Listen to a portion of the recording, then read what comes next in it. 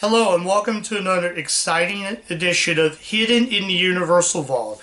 I'm Ron, your host. Well, folks, here we are. We are at another video, and one more video before I sign off until the next year.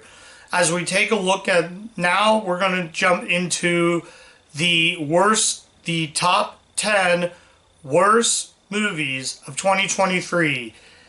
It's sad I have to do this, but I have to go ahead and mention these movies one more time. But the good news is, I don't have to suffer through these movies anymore. So yeah, the top 10 worst with 5 honorable mentions. We had ups and downs, now we go to the downs. And let's go ahead and take a look. We'll start with some honorable mentions. No particular order, but here's some of the honorable mentions. I'll just have my clipboard right here. So yeah, let's start the honorable mentions. House of Gucci. This was Ridley Scott's film about the story of the clothing line Gucci.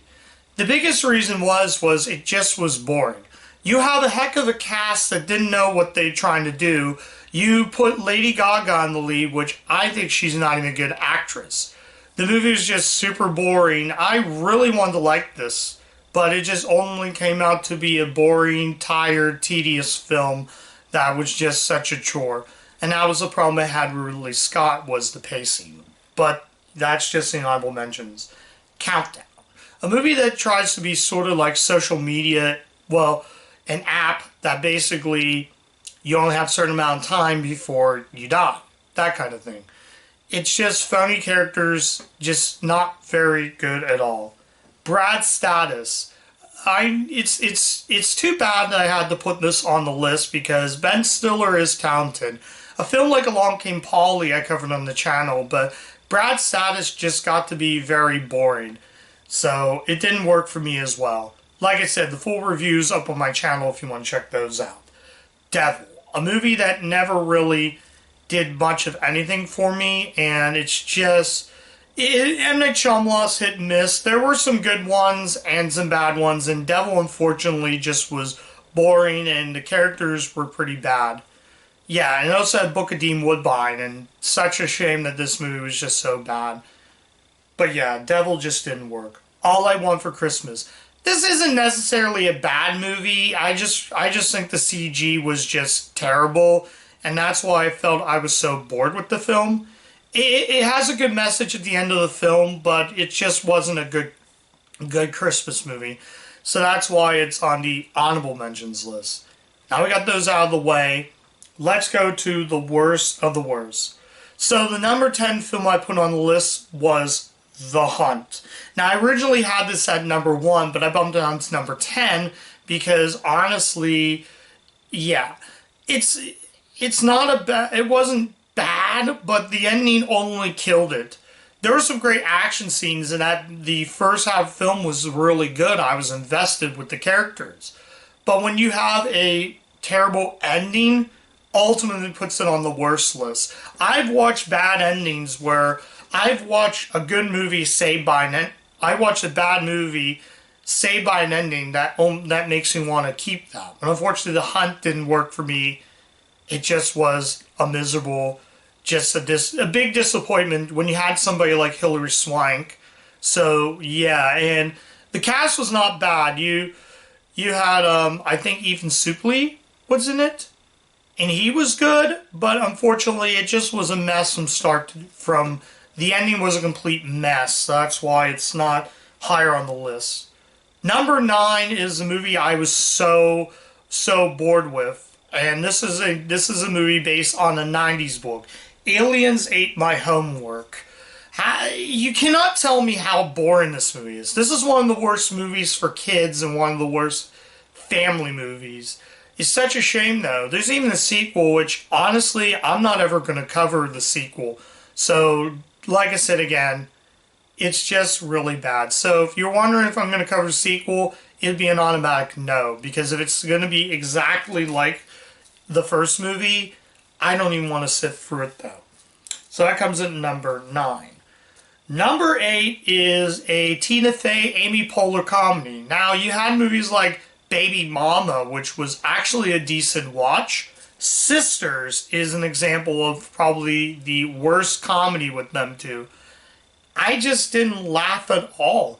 I actually had a friend who went to see this in theaters, and he was really bored with it. So I was not expecting this. It's such a shame. Tina Fey, Amy Poehler,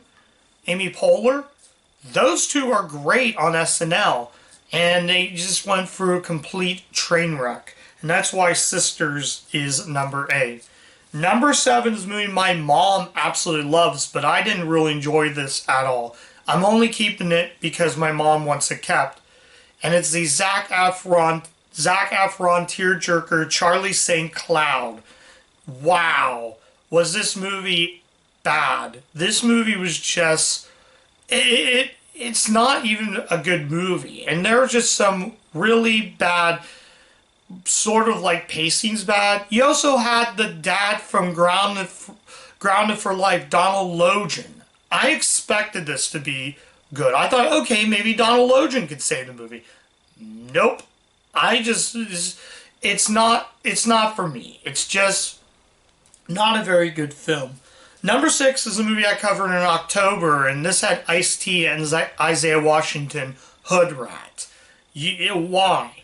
Why was it made? It's basically about killer rats. Now, the idea of killer rats is really good, and I just really, really painfully bad, unwatchable, just not really unwatchable, just boring. And like I said again, the full review is on my page, so if you want to check that out, go ahead and check it out. But it's just not a good movie. It's just not a good watch. I was bored, and yeah, and spoiler, I guess I could do a spoiler. They all get eaten by rats. So, yeah. If I spoil it for you, too bad. It's a bad film anyways. So, yeah. Number 5 is another horror film. This was released by Shudder Productions, and that's Bore. There's one word to describe this movie. Boring. You have Bill Moseley, who it was phenomenal in Devil's Rejects. Here, he's just boring. The biggest problem with the film is the special effects are so cringeworthy. The special effects could have been a lot better. It's such a shame. Sorry about that, guys, but such a shame you have somebody like Shudder that can do a really awesome job. Half these movies I've got rid of, so that's why you don't see a DVD cover of them. The number one movie I will show you the DVD cover to, just to prove I own it. But anyways... Bore, just very boring.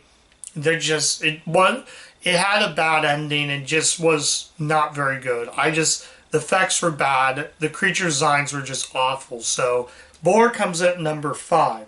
Number 4 is a comedy from one of my favorite dramatic directors, David Gordon Green, who made Undertow, which was a fantastic movie. But his comedy with James Franco and Natalie Portman, and that's Your Highness. Wow. It also had Danny McBride. This movie was just unfunny. With a comedy I was expecting, this is a guy who made Pineapple Express, so I know he can do good movies, but David Gordon Green just does not work for comedies. When he does more serious stuff, excuse me, guys. But anyways, when he does more horror and maybe dramatic films, he's good. Unfortunately, the comedy was so dry and just... Now, Portman's gorgeous, but that's really the only positive with a film that had dry comedy and just did not work for me. I really wanted to like this, but I just came out bored. Not bored, but very just boring movie. The whole review's up there if you guys want to check it out. Number 7 is a movie, I have my clipboard right here so I know. Number 7 is a movie that, it's not even a movie. And it's number 3. It was close to being number 1, but I gotta give credit for the concept, and that's Hardcore Harry, the first-person shooter of movies. It's basically just, the whole movie is like watching a first-person shooter. Essentially just like watching a somebody film, but I should not have to watch a movie where I feel nauseous every time. I could not watch this movie for 1 second. I sat through the whole thing, got through the whole thing, but it's just... It would have been a good idea if it wasn't all in first-person view. I got sick watching it there. If I'm going to do some first-person, I want to play it, not watch it. I want to be able to watch the movie, not have to be in the movie. And the whole point of movies is we're supposed to watch that person, not be in somebody's pair of eyes. It's just boring. The plot's not very good. I got nauseous from start to finish, though. But basically, it's like Call of Duty if Call of Duty was a movie. So, yeah, I can't recommend this. Now we go to the runner-up, and this is a horror film with Jamie Lee Curtis, and that's Virus. This movie is so boring. It's an alien film, but you had a solid cast. Jamie Lee Curtis, you had William Baldwin, Donald Sutherland. All three of these can act. Unfortunately, this movie was a mess. It's not scary. It's just really painfully bad. It's not the worst. It is the worst movie, but it's at number 2, the runner-up. I kept going back and forth to see what number 1 will be. Number 1, I'm pretty excited to talk about this because number 1 is in one of my favorite movies from childhood, Land Before Time. And we come to the film that was considered the last one before they made the recent one. And that is Land Before Time, The Wisdom of Friends. Wow! This movie is considered the worst movie ever made. This movie is dumpster fire. It is annoying. It is obnoxious. These two drove me absolutely nuts to the point I wanted to pull my hair that bad. Wisdom of Friends is just really bad. You had why? These things are just so annoying. You had Cuba Gooding Jr. and Sandra Oh, who were great at doing other things. Why they were casted in a complete dumpster fire made no sense of what this movie was even made. This movie was not only annoying, but in addition to that, you also have scenes that make no sense. You have Littlefoot and his friends guiding these creatures, Lawful and Doleful, whatever they're called. I always call them Imbecile 1 and Imbecile 2. This movie is made for little kids. I suffered from start to finish. An hour and 60 minutes of my life I may never get back. It is really painfully bad.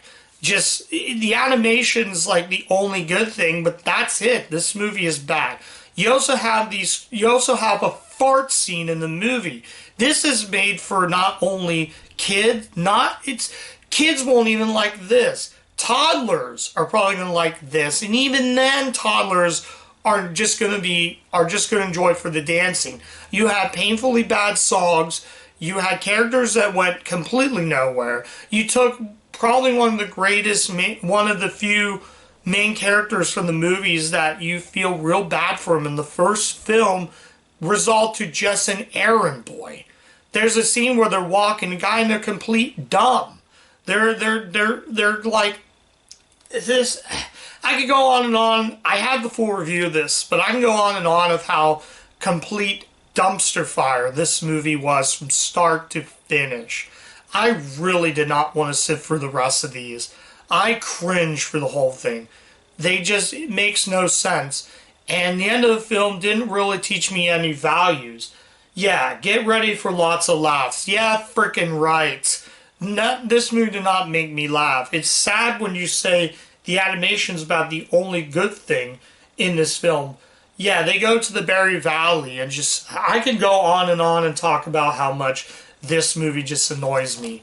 Annoying characters. These 3, I just really wanted to. It was really bad.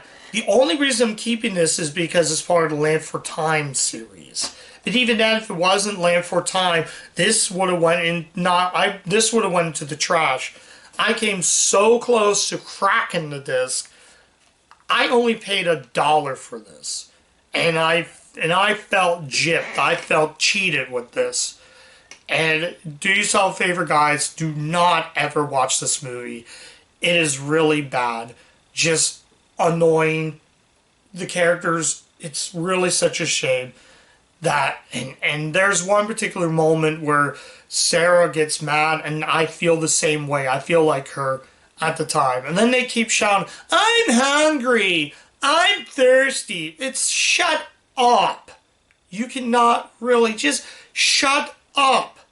Dear God, was this bad? Yeah, this is. They really should have just stopped with Great Longneck Migration, which that's a phenomenal movie. I registered for Invasion of Tinysaurus over this because it wasn't as bad. If this wasn't made, Tinysaurus would have been on the list. But this is just really dumpster fire, and I feel really bad. I will never sit through that train wreck ever again in my entire life. It is really bad. Only reason I'm keeping it is part of that series. So, yeah.